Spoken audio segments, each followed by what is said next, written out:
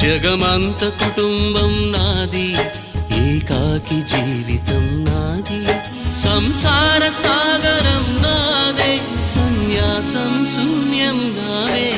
జగమంత కుటుంబం నాది, ఏకాకి జీవితం నాది.